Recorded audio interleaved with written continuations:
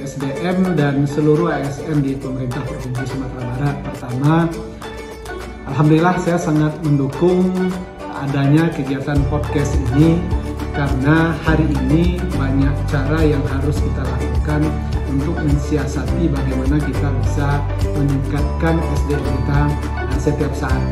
Untuk itu dengan adanya program ini tentu banyak materi yang bisa kemudian dibahas.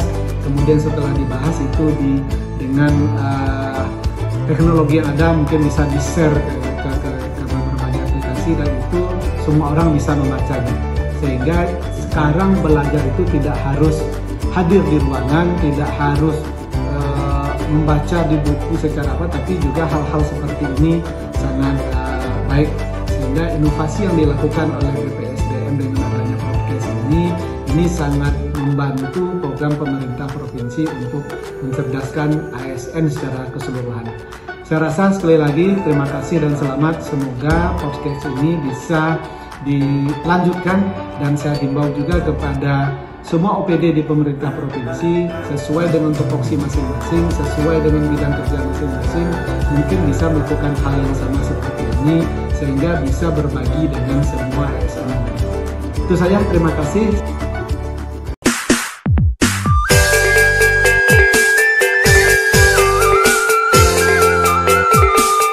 Assalamualaikum warahmatullahi wabarakatuh. Bapak Ibu ASN, selamat bergabung dalam podcast HRD BPSDM Provinsi Sumatera Barat.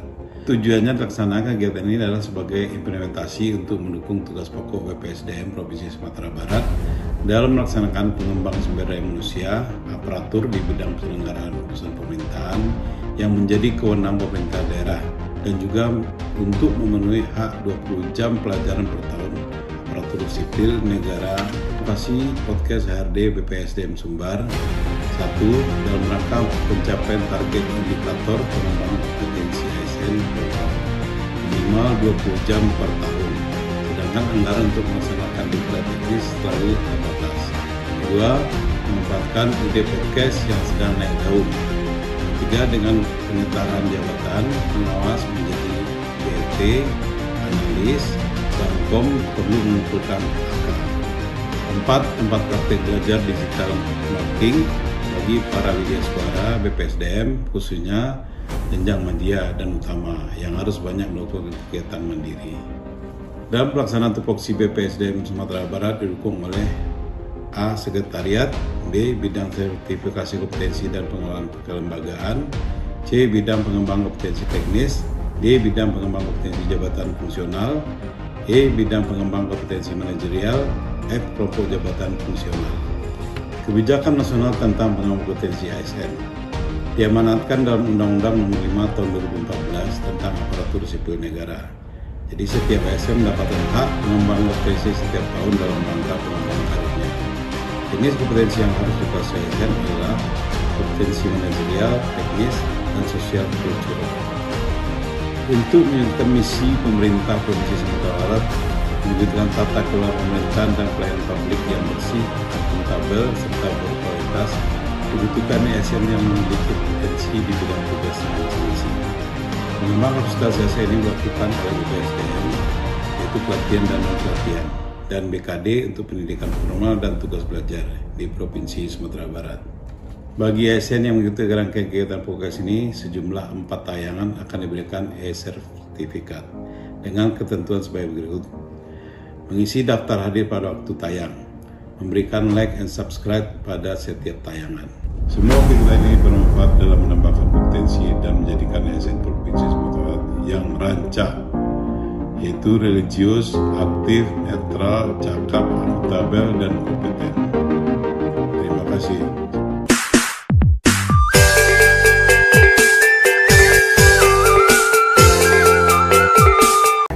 Bismillahirrahmanirrahim. Assalamualaikum warahmatullahi wabarakatuh. Saya Monita, Kabid Pengembangan Kompetensi Teknis pada BPSDM Provinsi Sumatera Barat. Salam sejahtera bagi kita semua dimanapun Bapak Ibu berada. Dengan bangga kami mempersembahkan podcast HRD Human Resource Development bagi aparatur sipil negara di lingkungan pemerintah Provinsi Sumatera Barat khususnya dan ASN se-Sumatera Barat. Pada masa ini pengembangan kompetensi SDM dapat dilakukan dari mana saja. Seiring dengan perkembangan IT, learning from anywhere tidak harus bertatap muka secara klasikal di kelas, salah satunya dengan mengikuti pembelajaran lewat tayangan podcast. Bersama kita penuhi hak ASN akan pengembangan kompetensi sebesar 20 jam pelajaran per tahun. Silahkan Bapak Ibu ikuti rangkaian kegiatan podcast ini dalam layanan, maka Bapak Ibu dapat mengunduh e-sertifikat dengan syarat dan ketentuan berlaku sebagai berikut. 1. Mengisi daftar hadir pada waktu tayangan. 2. Memberikan like and subscribe pada setiap tayangan. Ingat, harus jujur, menyelesaikan dan menonton hingga akhir, karena kita semua adalah ASN yang berintegritas. Semoga kegiatan podcast ini bermanfaat bagi kita semua dan tentunya dapat berkelanjutan. Selamat mengikuti.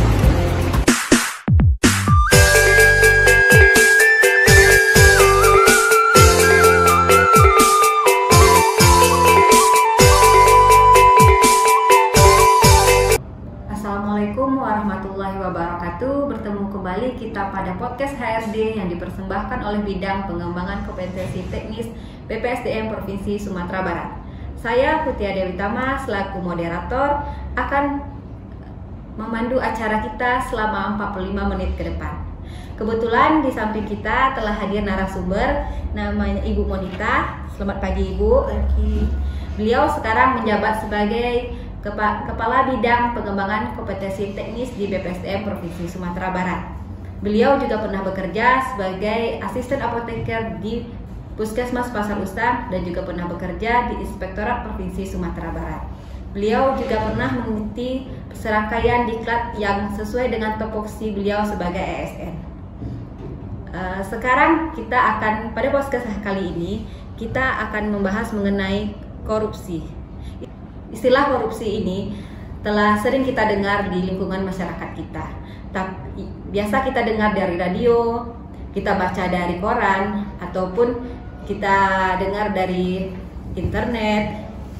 Tapi apakah kita benar-benar telah mengerti apa pengertian korupsi itu? Ataukah hanya kita mengetahui kalau korupsi itu hanya sekedar menilap uang negara saja? Banyak hal-hal lain yang terkait dengan korupsi. Untuk penjelasan lebih lanjut, mari kita mintakan kepada narasumber kita. Silakan Ibu. Terima kasih. Baiklah, terima kasih Ibu Moderator. Assalamualaikum warahmatullahi wabarakatuh. Waalaikumsalam warahmatullahi wabarakatuh. Selamat pagi Bapak Ibu pemirsa audien yang mengikuti podcast dimanapun Bapak Ibu berada pada pagi hari yang cerah ini. Apa kabarnya? Tentu sehat semua ya. Dan dengan memanjatkan puji syukur kehadirat Allah Subhanahu wa Ta'ala, karena atas rahmat dan berkatnya kita dapat berkumpul pada di siaran podcast BPSDM Provinsi Sumatera Barat ini dengan tema PNS Berani Menang Lawan Korupsi. Nah, saya sebagaimana telah disampaikan tadi, sederetan pengalaman saya sebagai seorang PNS, saya memulai dari pangkat golongan 2A. Jadi saya bekerja di Puskesmas Pasar Usang, Kabupaten Padang Pariaman, pernah di Dinkes Provinsi Sumatera Barat, di Inspektorat Provinsi, juga sebagai pejabat struktural dan juga sebagai pemeriksa. Saya pindah ke BPSDM Provinsi tahun 2001 dan saat ini saya menjabat sebagai Kabid Pengembangan Kompetensi Teknis. Nah, pada kesempatan ini kita akan berdiskusi mengenai tentang apa yang dimaksud dengan korupsi ya, mulai dari dasar hukum, latar belakangnya, serba-serbi korupsi, untuk memperkaya dan mengulang-ulang kembali bagi Bapak Ibu, merefresh ingatannya tentang apa yang harus kita perhatikan tentang korupsi ini, dan juga titik-titik rawan korupsi yang ada di pemerintahan agar kita terhindar dari hal-hal yang seharusnya tidak boleh Bapak Ibu lakukan selaku penyelenggara negara. Dan kemudian nilai-nilai integritas apa yang harus Bapak Ibu miliki selaku pegawai negeri sipil, pejabat negara, penyelenggara negara yang wajib memberikan pelayanan yang optimal bagi masyarakat. Baik, untuk pertama, dasar hukum tentang korupsi ya. Yang pertama, Undang-Undang Nomor 31 Tahun 99 tentang pemberantasan tindak pidana korupsi. Kemudian ada Undang-Undang Nomor 28 Tahun 99 junto Undang-Undang Nomor 20 Tahun 2001 tentang penyelenggaraan negara yang bebas korupsi, kolusi dan nepotisme, biasa kita sebut dengan KKN. Nah, kemudian ada Undang-Undang 30 tahun 2002, itulah dasar pembentukan Komisi Pemberantasan KPK yang biasanya Komisi Pemberantasan Korupsi. Nah, ada juga Undang-Undang tahun 46 tahun 2009 tentang pengadilan tindak pidana korupsi.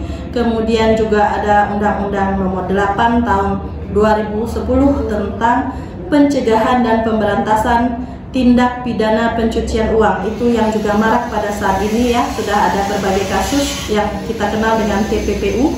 Kemudian kalau sekiranya Bapak Ibu selaku orang yang melaporkan sebagai saksi dan korban, itu juga sudah ada ditetapkan Undang-Undang Nomor 31 tahun 2014.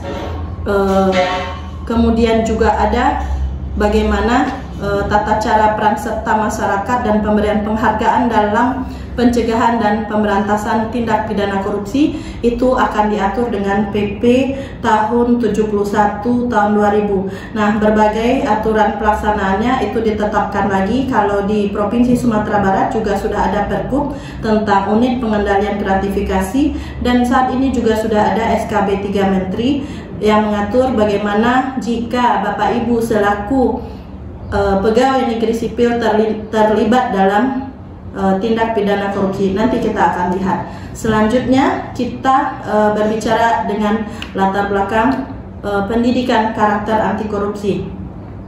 Sebagaimana tadi disampaikan oleh Ibu Moderator, istilah korupsi itu sudah sangat biasa. Kita merupakan orang-orang yang bersinggungan, bergeseran, dan kita juga suka tidak suka, mau tidak mau, kita akan terlibat dengan yang namanya korupsi. Korupsi itu bisa saja terjadi dari diri kita sendiri, keluarga kita sendiri, lingkungan masyarakat sekitar, bisa terjadi di kantor-kantor ya, kemudian di masyarakat. Begitu anak kita lahir, kita butuh yang namanya akte kelahiran. Kita pasti mengurusnya ke kelurahan, kecamatan, sampai ke urusan Dukcapil. Nah, ketika kita mau menunaikan ibadah haji, mungkin Bapak Ibu perlu paspor ya.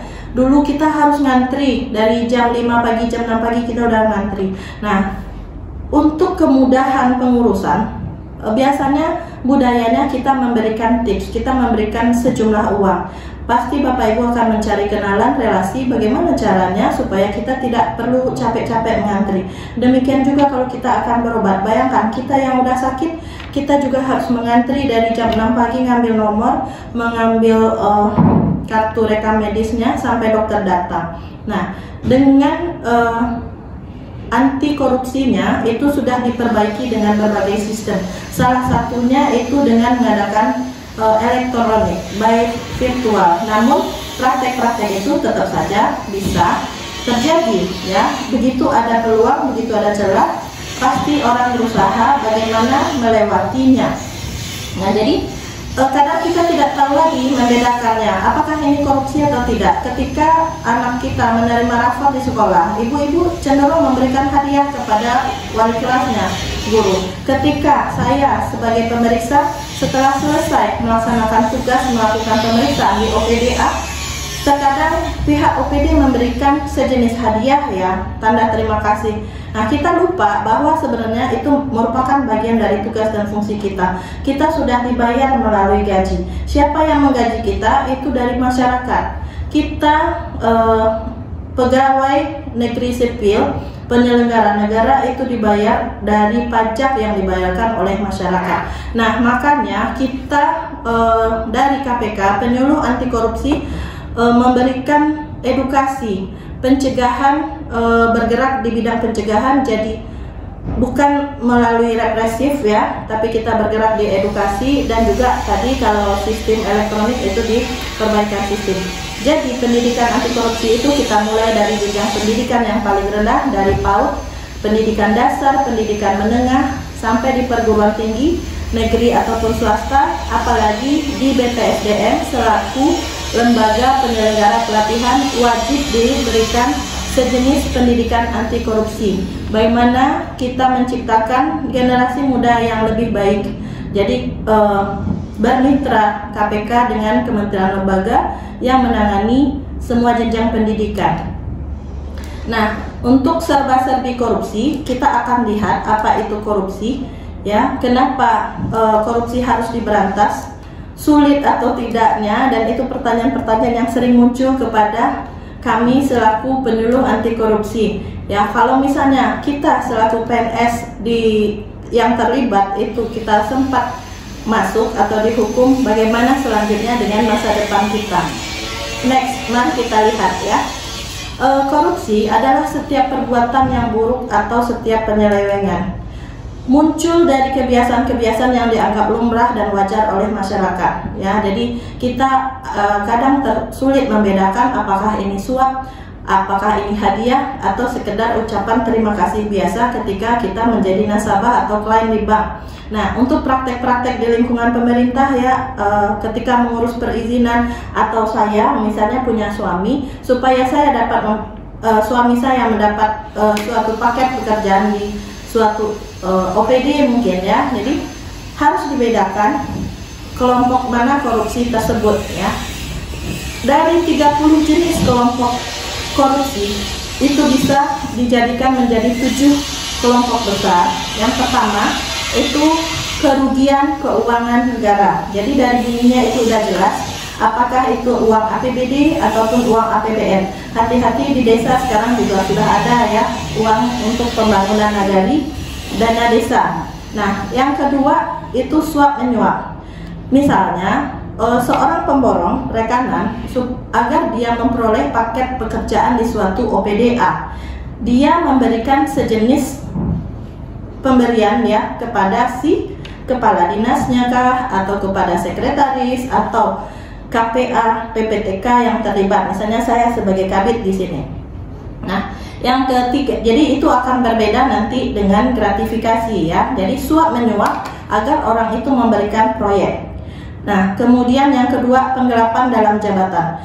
Seseorang melakukan korupsi itu karena dia punya kekuasaan, kewenangan. Jadi dengan jabatan itu dia memanipulasi, apakah itu dalam bentuk data, dia menggelembungkan dana mungkin ya untuk mendapatkan sejumlah uang atau sejumlah keuntungan dari sana. Nah, yang ketiga, jadi antara suap menyuap dan pemerasan. Maaf, yang keempat, jadi pemerasan dalam hal ini yang punya urusan itu mengintervensi. Misalnya Ibu Tia melakukan pengurusan di BPSDM ya, supaya Ibu Tia lulus dalam ujian atau diklat latsar. Itu saya bilang, saya yang punya urusan. Saya bilang, kamu mau diluluskan atau tidak? Nah, berarti itu yang punya urusan saya memberikan suatu jah gitu ya. Kamu mau diluluskan atau tidak? Berarti saya dalam posisi memeras. Tapi kalau misalnya Ibu Tia memberikan sejumlah hadiah ya. Jadi kalau gratifikasi itu tidak bisa dalam bentuk uang, dalam bentuk fee, dalam bentuk bunga, dalam bentuk apapun. Nah, jadi itu seolah-olah setelah saudara Ibu Tia selesai mengikuti latsar mungkin ya, nah itu memberikan hadiah belakangan. Berarti kan keinginan. Nah, maksudnya apa? Suatu waktu ketika mungkin keluarga atau siapa, jadi oh saya sudah ada hubungan, jadi kalau misalnya adik atau Tia ikut ujian dan kali saya akan mengingat, jangan lupa ini gratifikasi. Jadi setidaknya kalau bahasa Minangnya kita udah tergigit lidah, ingat loh, udah menanam budi duluan. Nah, kemudian yang kelima ada perbuatan curang. Di pemerintahan ya itu banyak sekali pembangunan proyek pekerjaan konstruksi. Nah, ketika si kontraktor memainkan volume ya, jadi dari RAB suatu beton ya itu dikurangi. Nah, ini sangat berbahaya ketika membangun puskesmas, ketika membangun ruang kelas baru, ketika membangun jembatan, ketika membangun gedung olahraga. Ingat, ada kasus pernah ya sampai runtuh, baik itu gedung olahraga ataupun jembatan, itu perbuatan curang dan itu sangat merugikan masyarakat. Jelas-jelas uang APBD kita untuk pembangunan, tapi tidak bisa kita berikan pelayanan yang terbaik kepada masyarakat. Nah, yang keenam itu adalah benturan kepentingan, conflict of interest dalam pengadaan. Nah, misalnya kepala dinas dia membawa anggota keluarganya mungkin ya, jadi atau suami istri, si bendahara memainkan dengan si KPA atau PPTK. Jadi dalam satu instansi yang ada terjalin hubungan kekeluargaan, jadi itu ada sejenis conflict of interest. Nah, yang untuk gratifikasi itu dalam arti yang luas. Saat ini orang pemberian gratifikasi bukan uang saja, diskon, rabat, fee, bahkan sejenis biasanya menyediakan jasa ya, menyediakan wanita cantik atau ibu-ibu misalnya kalau kepala dinas itu diberi tas. Nah, itu senang sekali ya. Tasnya bukan harga yang murah, tapi barang-barang branded ya, Bu. Barang-barang branded ya. Kalau dikasih parfum ya wanita mana yang tidak mau gitu. Nah, selain 7 kelompok korupsi tadi ya, ada bentuk tindak pidana lain yang berkaitan. Misalnya merintangi proses pemeriksaan perkara korupsi ya. Jadi misalnya ada dalam suatu pemeriksaan, jadi saya selaku orang yang diperiksa, saya menghalangi memberikan dokumen kepada pemeriksa.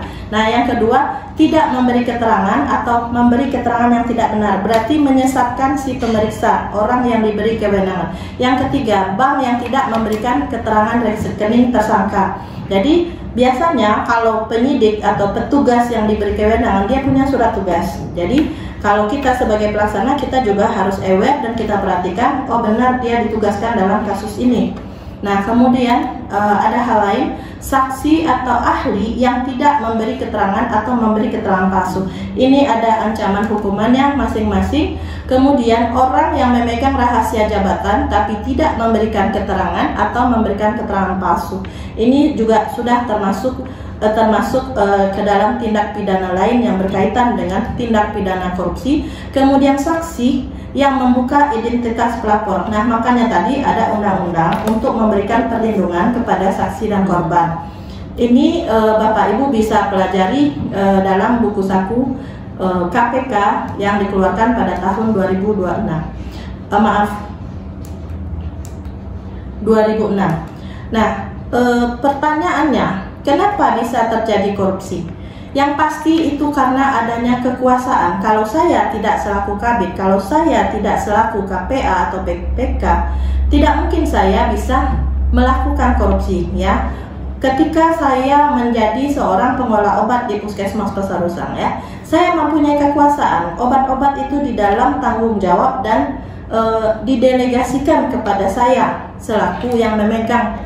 Nah, yang kedua, adanya kesempatan. Kalau misalnya atasan memberikan pengawasan yang cukup kepada bawahan, insya Allah ini tidak akan terjadi. Selaku PA dan KPA itu kita harus mengecek terus berapa sisa realisasi anggaran, berapa uang yang keluar, itu wajib kita melakukan pengawasan secara internal atau yang kita kenal dengan SPI. Nah, yang ketiga mungkin karena kebutuhan, maklum ya, misalnya tahun ajaran baru, kita perlu uang masuk sekolah anak-anak, perlu beli baju, beli tas dan sebagainya.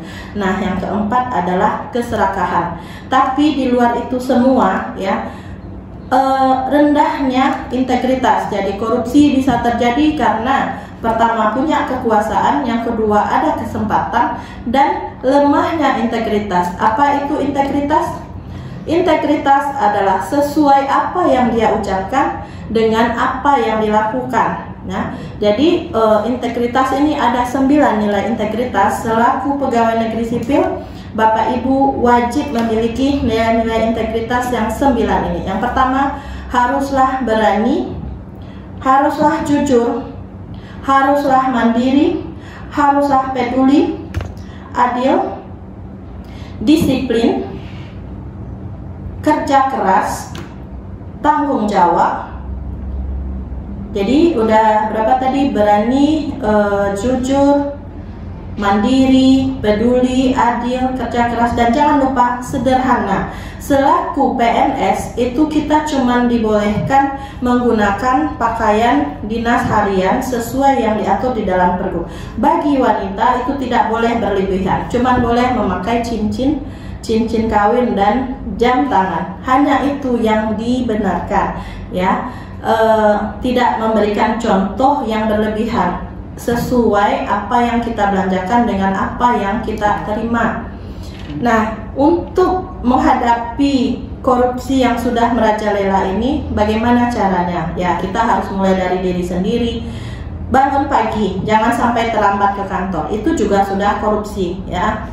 Terlambat ke kantor, cepat pulang, ngisi absen. Nah, sekarang kan absensi online. Kok bisa misalnya HP ditinggalkan di kantor, ya, nanti ada teman yang mengisikan. Itu sudah termasuk perilaku korupsi. Kita dibayar tambahan penghasilan pegawai untuk kinerja lebih daripada gaji yang sudah diberikan awal bulan. Jadi pegawai negeri sipil diberikan gaji di awal bulan dan di akhir akan diberikan sejumlah uang lagi untuk setiap kinerja yang dia berikan. Tapi kalau Bapak Ibu selaku PNS datang ngisi absen, kemudian keluar ngurus anak, ngurus ini, ngurus itu, ya, berarti itu ada hal yang kurang, ya. Nilai integritasnya itu tidak sesuai. Kita awasi bersama, ya, misalnya seperti ada pembangunan di desa, ada jalan-jalan, ya, jalan lingkung sekitar desa, mungkin anggaran kita rapatkan bersama. Nah, yang ketiga, kita juga bisa menyampaikan, ya, kita mengajak kepada teman-teman atau kita melapor jika ada sesuatu yang patut dicurigai. Nah, Bapak Ibu pemirsa dimanapun berada, korupsi, kolusi, dan nepotisme (KKN) itu suatu tindakan yang sangat merugikan bagi setiap kalangan masyarakat dan negara. Kenapa? Karena ini menguntungkan bagi pihak-pihak tertentu yang memiliki kekuasaan atau kewenangan, sehingga orang-orang kecil dan jujur tentu akan dirugikan. Itu terjadi di sekitar kita, ya. Misalnya korupsi, ada penggelapan, ada penyogokkan, itu kan memperkaya diri sendiri atau orang lain, ya. Nah, atau korporasi itu menyebabkan kerugian keuangan negara. Nah, kalau kolusi, tindakan persekongkolan atau persekutuan, nah ini permufakatan untuk urusan yang tidak baik, ya. Misalnya, kamu setor kepada saya sekian, ya, itu kan berarti ada permufakatan.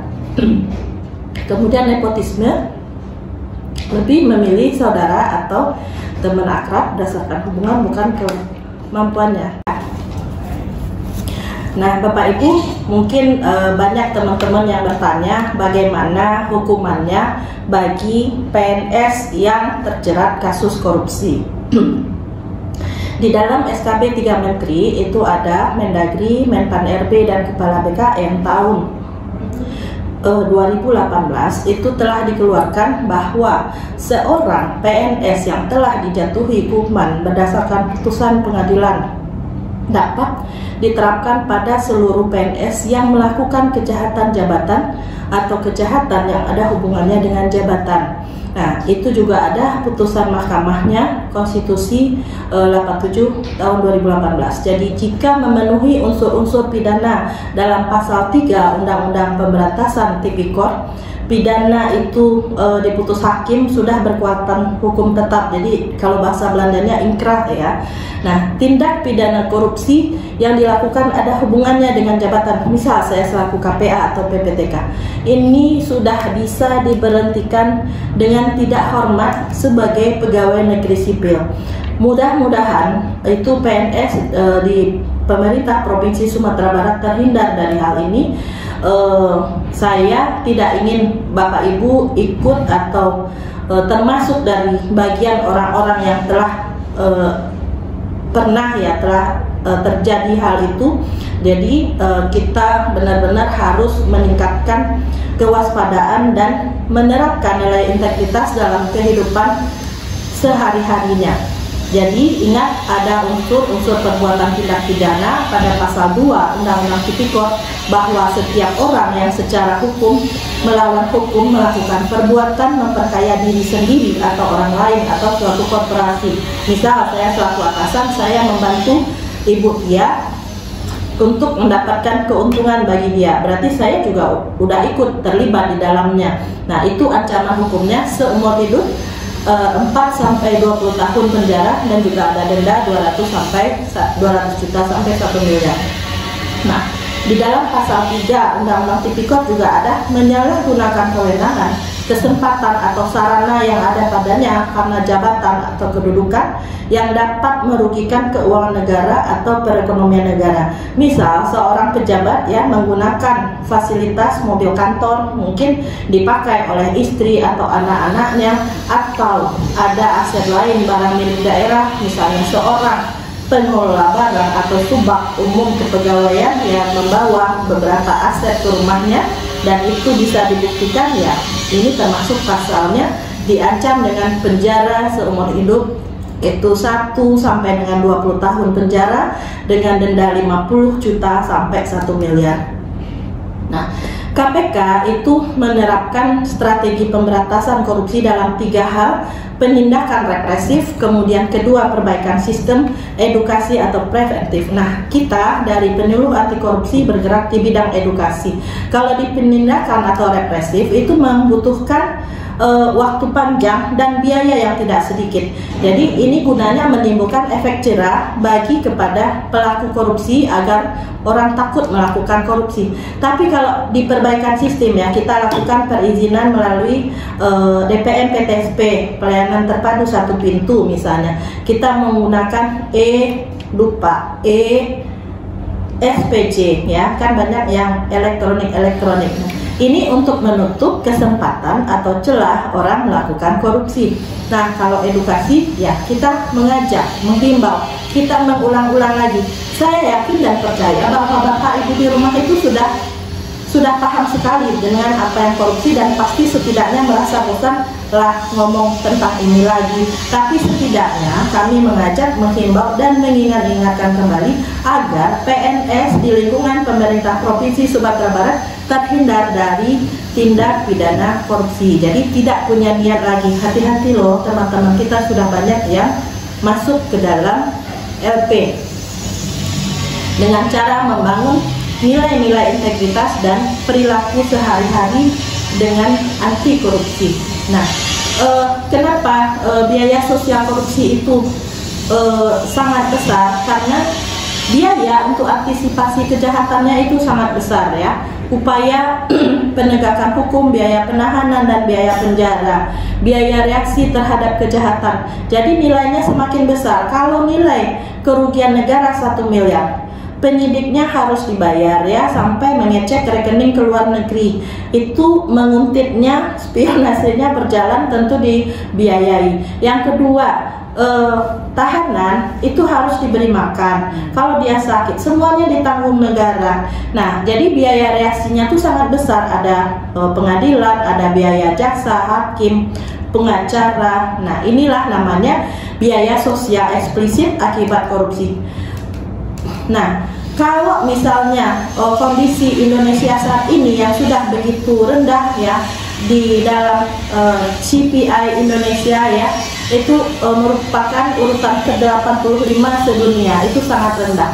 Nah, untuk menghindarkan diri tadi ya dari apa-apa yang di sekitar kita ketika ada yang ngasih uang, komisi, pinjaman, pengobatan cuma-cuma. Jadi bentuk-bentuk orang menyogok, menyuap, nah itu bermacam-macam. Jadi tadi saya sudah jelaskan apa bedanya uang suap, gratifikasi, dan juga pemerasan. Pemerasan dia yang punya urusan tapi menyogok pihak yang menggunakan layanan yang memberikan kepada orang yang punya layanan. Nah, selanjutnya kita akan membahas tentang tindakan bagi PNS yang terlibat di dalam praktek-praktek tadi, gratifikasi, suap atau pemerasan. Di dalam Undang-Undang Nomor 20 Tahun 2001 itu dinyatakan bahwa setiap gratifikasi kepada pegawai negeri, berarti kita atau penyelenggara negara, dianggap suap jika berhubungan dengan jabatannya dan berlawanan dengan kewajiban atau tugasnya. Jika nilainya lebih dari 10 juta, maka pembuktian gratifikasi bukan suap itu dibuktikan oleh si penerima gratifikasi. Tapi kalau kurang dari 10 juta itu pembuktian gratifikasi bukan suap dilakukan oleh penuntut umum. Nah, jadi Bapak Ibu selaku penyelenggara negara, selaku pegawai negeri sipil, ketika tertangkap ya misalnya dalam suatu pemeriksaan atau dalam suatu barang bukti, tidak bisa mengatakan bahwa oh saya belum atau saya tidak mengetahui, karena setiap orang tanpa kecuali dianggap telah memenuhi telah mengetahui semua hukum dan undang-undang yang berlaku, dan jika melanggarnya maka akan dituntut dan dihukum berdasarkan undang-undang atau hukum yang berlaku. Jadi ketidaktahuan tidak bisa dijadikan alasan untuk memaafkan atau membebaskan dari tuntutan hukum. Dan jika seorang aparat, misalnya inspektorat, misalnya saya selaku pemeriksa, orang yang lebih mengetahui itu yang melakukan pelanggaran dan hukumannya akan lebih berat, sama seperti TNI, Polri. Jadi dia yang dipercaya, diberi amanah, justru dia melakukan, maka hukumannya akan lebih berat. Nah, untuk mengaktualisasikan nilai-nilai integritas, Bapak Ibu bisa membuat pengakuan secara terbuka bahwa saya pernah melakukan salah, saya pernah melakukan korupsi, saya jujur, saya telah melakukannya sejak saya mulai diangkat sebagai CPNS ya. Mau tidak mau saya diberi hadiah ya pada saat saya melakukan tugas memberikan mengamprah dari Pustu Polindes mengamprah. Nah, itu sudah terjadi, tapi karena kita tidak tahu, jadi ketika kita mengetahui maka kita menghindari hal-hal praktek seperti itu. Nah, yang kedua Bapak Ibu, harus berani menegur, berani mengingatkan. Misal Butia kalau punya atasan, kalau kita peduli dengan orang itu, kita sampaikan bahwa ini tidak sesuai nilai-nilai yang ada. Nah, yang ketiga, bagaimana kita menegakkan nilai komitmen yang tinggi untuk selalu menyampaikan kebenaran walaupun sulit, dan itu akan berefek pada kita sendiri. Pasti kita akan dikucilkan, pasti kita akan dilengsarkan, pasti kita akan dipinggirkan dengan perilaku kita yang mengingatkan orang-orang tadi. Nah, di pemerintahan ya itu sudah banyak sekali, kalau di regulasinya sudah ada produk-produk hukum ya, kita ada standarisasi satuan harga ya untuk perjanjian dinas berapa, di perbaikan sistem juga sudah ada SIPD ya aplikasinya, absensi, kinerja. Nah, untuk kegiatan rakor, BIMTEK sosialisasi itu juga sudah sangat banyak. Nah, terakhir, untuk mengaktualisasikan nilai-nilai integritas dalam kehidupan sehari-hari, saya ingin berpesan kepada Bapak Ibu PNS yang bekerja di lingkungan pemerintah Provinsi Sumatera Barat. Mari kita rubah perilaku, jangan budayakan korupsi. Orang bilang biasakan yang benar, jangan benarkan yang sudah biasa, yang sudah membudayakan dia. Untuk pemerintahan di Provinsi Sumatera Barat yang lebih baik, agar kesejahteraan masyarakat akan terwujud. Jadilah ASN keren yang bebas korupsi. Tolak segala bentuk KKN, wujudkanlah good and clean government, bebas dari bentuk-bentuk KKN. Mari kita kawal pelaksanaan pembangunan di pemerintah Provinsi Sumatera Barat ini agar masyarakatnya adil, makmur, dan sejahtera. Dan jangan lupa, agama kita mengajak bahwa bawalah harta yang halal untuk diberi makan kepada keluarga di rumah, kepada anak istri. Dan sebagai muslim kita wajib mengetahui mana yang halal, mana yang haram, apa-apa saja sumber penghasilan kita terima dalam diri untuk kehidupan dunia dan akhirat yang lebih baik. Mungkin demikian sedikit ulasan dari saya. Saya kembalikan waktu dan tempat kepada Ibu Moderator. Terima kasih. Baiklah, terima kasih Ibu atas penjelasannya, sangat bermanfaat sekali bagi kami PNS di lingkungan Provinsi Sumatera Barat. Ini sudah ada masuk beberapa pertanyaan, ini kami simpulkan aja dari 3 pertanyaan. Yang pertama, kami terkadang menerima pemberian dari rekanan atau pihak ketiga. Bahkan masyarakat yang dilayani, bagaimana sikap kami seharusnya? Dan yang kedua, sekiranya atasan berbeda pandangan dengan kita selaku ASN sering menjadi dilema. Bagaimana solusi terbaiknya itu? Dan yang ketiga, di sekitar kita banyak praktek-praktek korupsi. Bahkan kita ikut juga terbawa. Ketahanan diri seperti apa selaku ASN yang kita perlukan? Baik, saya akan coba jawab dari pertanyaan Bapak Ibu yang telah mengirim kepada kami. Yang pertama tadi ya, bagaimana jika kita diberi ya, ketika kita memberikan pelayanan kita diberi oleh masyarakat yang dilayani atau menerima. Nah, kita harus berani mengatakan tidak, say no ya. Itu akan berat sekali ketika misalnya kita sendiri atau kita bersama tim. Nah, sebahagian mau, sebagian tidak. Tapi kita harus berani dan tegas mengatakan tidak. Nah, apalagi itu kan dari masyarakat. Mohon maaf Ibu, kami tidak menerima karena kami sudah digaji, kami sudah melaksanakan tusi. Nah, seperti itu. Nah, yang kedua tadi, kalau misalnya kita berbeda pandangan dengan atasan, kalau kita peduli dengan korok kita, instansi kita wajib mengingatkan atasan kita. Jadi Bu Tia boleh mengingatkan saya, kita boleh mengingatkan teman-teman karena kita peduli. Tapi kalau misalnya dia tidak menghiraukan, ya mungkin kita lah kamu anak kecil ngeyel gitu ya. Nah, itu terlepas kepada dia, tapi kita wajib. Nah yang ketiga, bagaimana cara membentengi diri ya selaku ASN. Kita harus tegakkan nilai-nilai integritas dalam kehidupan sehari-hari. Kita harus berpola hidup sederhana. Ketika teman-teman membeli mobil baru, ketika teman-teman itu punya baju bagus ke kantor, atau ketika tampilannya itu terlihat wah begitu, kita selaku PNS di seluruh Indonesia itu gajinya itu udah ketahuan berapa, TPP-nya per daerah, per provinsi itu sudah ada ukurannya. Kalau kita suami istri gajinya itu udah ketahuan berapa take home pay kita.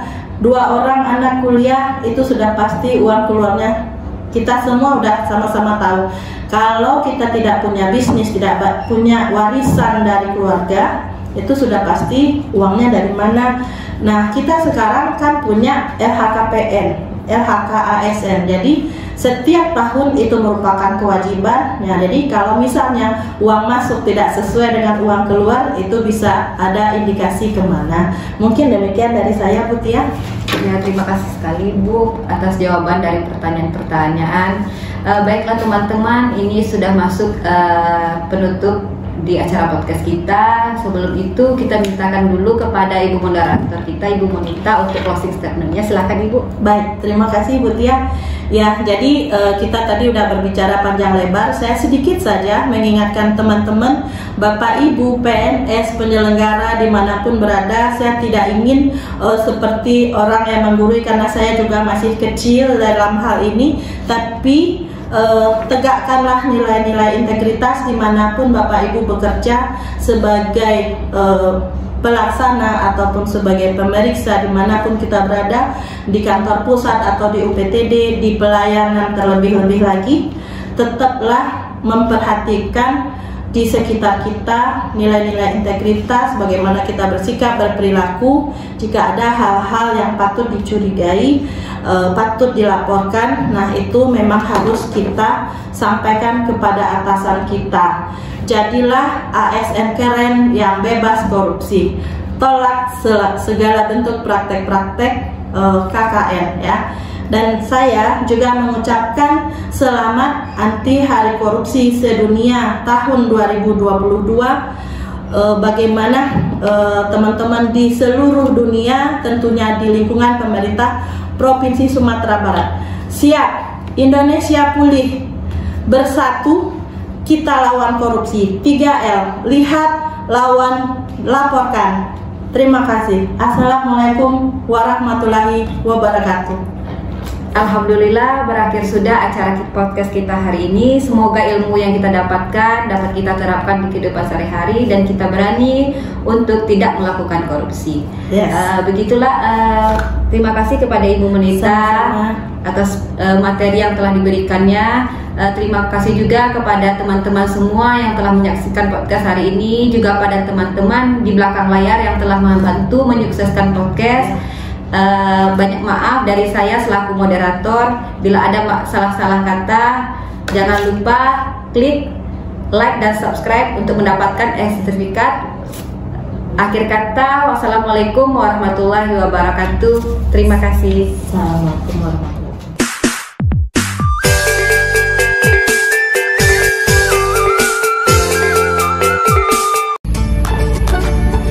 Baik Bapak Ibu ASN yang sudah menonton video ini, jangan lupa untuk mengisi absensi pada link di bawah ini agar Bapak Ibu mendapatkan sertifikat. Dan Bapak Ibu jangan lupa untuk subscribe, like, dan komen video ini. Terima kasih.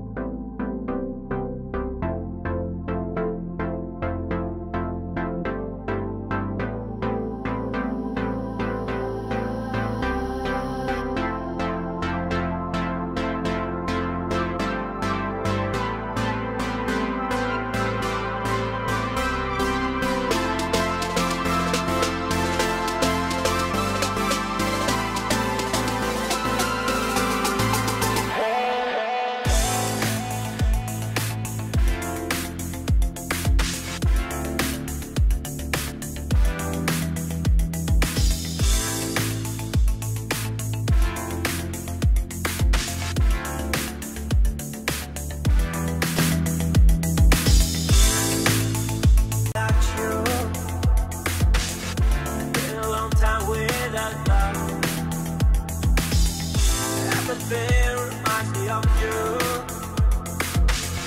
but everything is not enough. Feeling out by the ocean, among all those white hot sands, where every sunrise is just for you. So come along and take my hand.